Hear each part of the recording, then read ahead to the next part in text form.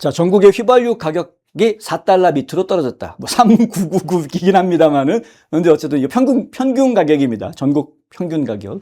이제 캘리포니아 같은 경우에는 오늘 기준으로 캘리포니아 주 전체 평균이 5불 64전, 예, 5불 64전 정도 되는 거고요. 지금 전국에서 가장 평균치로 봤을 때 높습니다. 캘리포니아 가스값이, 가솔린 가격이요. 그런데 이건 이제 캘리포니아 주의 평균이고요. 지역에 따라서는 이게 뭐 천차만별이죠. 또 지역에 따라서는 이게 한 7불 가까이 올라가는 지역도 있고 뭐 차이가 좀 있습니다.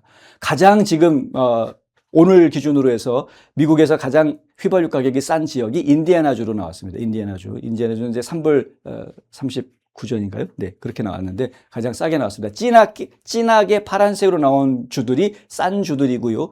이 약간 이렇게 하늘색으로 나온 부분은 조금 싼 주, 그다음에 하얗게 나온 부분은 어중간한 주가 되고요. 예, 이렇게 약간 주황색 같이 되어져 있는 부분들은 조금 비싼 주, 새빨간 주는 완전히 비싼 주 이렇게 되는 거죠.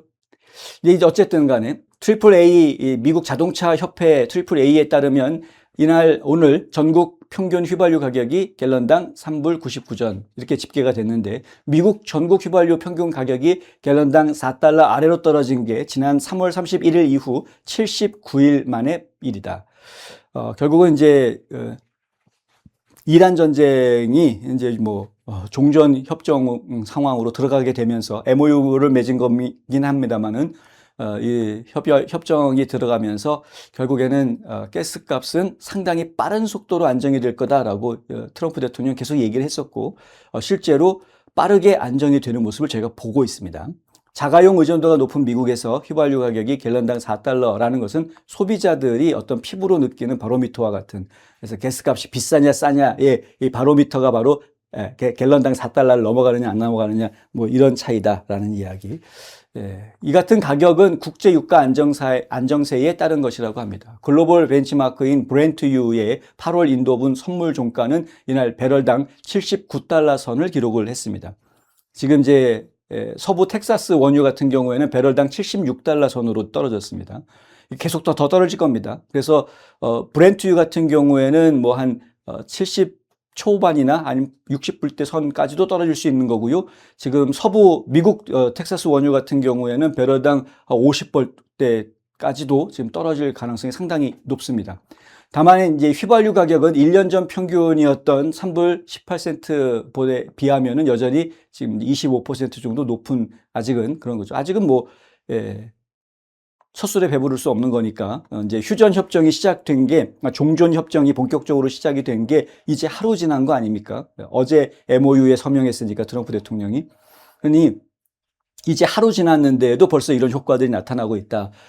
호르무즈 해협은 30일 안에 완전 개방하도록 했습니다. 그리고 오늘도 이미 200만 배럴 이상 실은 대형 유조선 3대가 이미 호르무즈 앞을 통과해 지나갔다라는 보도도 나왔습니다. 그러니까 호르무즈 해협이 완전 개방이 되는 30일 이내에 이 휘발유 가격, 미국의 휘발유 가격은 다시 2불선 정도까지 지금의 절반 가격으로 떨어질 가능성이 상당히 높습니다. 저희가 좀 지켜봐야 되는 상황이죠. 원래 2불 한 30전, 2불 40전 하다가 갑자기 이렇게 올라갔었으니까 상당히 많이 떨어지게 될 건데 빠른 속도로 떨어지게 될 겁니다. 지역별 편차는 있습니다. 캘리포니아는 뭐 저렇게 높은데 하와이 같은 경우에도 갤런당 5달러 57센트 이렇게 5달러가 넘는 그러한 휘발유 값을 내야 됩니다만 텍사스나 인디애나 같은 경우에는 3달러 40센트 안팎으로 좀 유지를 하고 있는 지역 차이도 있는데 그 지역 차이가 발생하는 이유는 여러 가지가 있죠. 텍스를 많이 붙여서 비싼 거고요. 캘리포니아 같은 경우에는 뭐 교육세 이런 것들 갖다가 유류세에다 다 얹어서 받고 있기 때문에 그런 부분들이 좀 있고, 그리고 캘리포니아나 이런 이 위에 워싱턴주 이런 곳들은 실제로 그 석유가 질이 다릅니다. 그러니까 휘발유가 똑같은 휘발유가 아니고 무슨 뭡니까 등급을 좀 다르게 해가지고요. 자기네들 나름대로 이제 환경 친화적인 뭐 어쩌고 저쩌고 해서 그래서 이렇게 일정 이상 수준이 돼야지 그래야 이제 판매를 할 수 있게 해주는데 그게 결국은 공정상 원가가 더 많이 돈이 들어갈 수밖에 없는. 그래서 기본적으로 캘리포니아 쪽에서 팔리고 있는 가솔린은 다른 주에서 팔리고 있는 가솔린에 비해서 원가 자체가 또 비쌀 수밖에 없는 뭐 그런 상황도 있다고 합니다. 어찌됐든 간에 가스값이 바로 잡혔다. 네, 이제 정상적으로 돌아올 겁니다.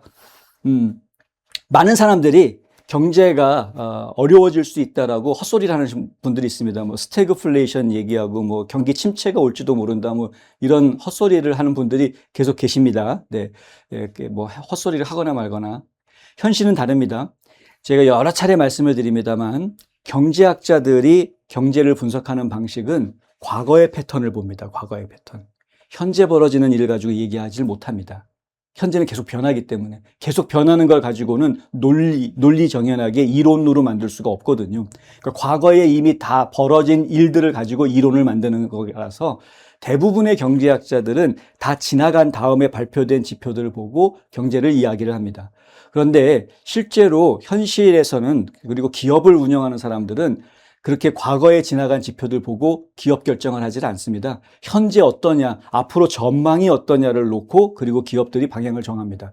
바꿔서 이야기하면 좀 더 미래지향적으로 분석하고 있는 기업들에 비해서 경제학자들의 분석은 한참 뒤처져 있을 수밖에 없습니다. 잘못된 결과가 나오는 이유입니다. 지금 이제 연준이 케빈 워시가 연준 의장이 되면서 그 부분을 바꾸려고 한다. 어제 설명드렸죠.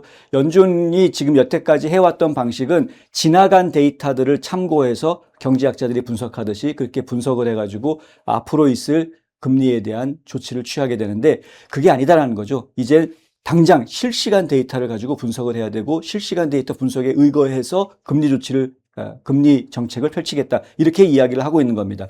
데이터가 달라지는 겁니다. 자, 과연 제롬 파웰이 의장이었을 때 연준 이사였던 사람들이, 연준 이사로 있었던 사람들이 그대로 다 똑같이 그대로 있는데 케빈 워시라는 의장 하나만 바뀌었다고 과연 FOMC 회의에서 이 연준 이사들의 생각이 바뀔 수 있겠느냐, 표가 달라질 수 있겠느냐, 이 부분을 의혹을 던지시는 분들이 많이 계셨습니다.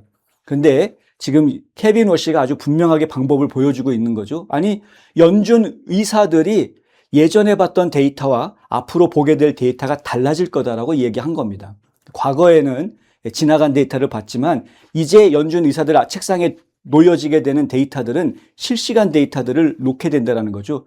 그러면 실시간 데이터를 놓고 연준 이사들이 분석을 할 때에는 다른 결과가 나올 수밖에 없다는 겁니다. 그러니까 그러니까 경제인들의 양심에 따라서 지금 상황이 이런 거라면 우리 금리를 낮춰야 되는 게 맞네라고 동의하게끔 만들어주는 거죠. 분위기를 이렇게 만들어주는 겁니다. 그래서 저희가 판단하기에는 금리 인하 정책이 그렇게 불가능한 얘기가 아니다라고 지금 계속 말씀을 드리고 있습니다. 지켜보시고요. 어떤 일이 벌어지게 될지 6주 뒤에 또 FOMC 회의가 열리게 되는데 어떤 일이 벌어지게 될지는 보셔야 되겠다. 궁극적으로는 지금 일자리가 튼튼한 상황이고요. 미국은 일자리가 튼튼한 상황이고 이란 전쟁 때문에 인플레이션이 살짝 올라갔었는데 그 살짝 올라갔던 인플레이션이 훅 꺼지게 될 겁니다. 거품 빠지듯이 꺼지게 될 것이고요. 그래서 지금 현재를 놓고 이야기해도 기업들이 내다보고 있는 인플레이션이 보통 2.3%, 2.4% 정도 수준이기 때문에 연준이 목표하고 있는 2%대하고 아주 가깝습니다. 따지고 보면. 그러니까 이제 옛날 데이터를 안 쓰고 실시간 데이터를 보게 되면 연준 의사들이 금리를 낮춰도 된다라는 결정을 할 가능성이 점점 커지고 있다. 저는 이제 그렇게 말씀드릴 수 있겠습니다. 자, 어찌됐든 간에 지금 미국 경제는 황금기를 맞이하게 될 것이다. 이번 조치로 인해서. 다만, 아직까지는 불확실성이 남아있다. 왜냐하면 지금 이란과의 협정이 끝난 게 아니기 때문에 그렇죠. MOU를 맺었을 뿐인 것이고, 그리고 이제 60일 안에 진짜 협정문을 만들게 될 것인데 그 진짜 협정문을 만들 때 어떻게 만들어질지 이 부분에 대해서는 지금으로서는 알 수가 없다라는 겁니다.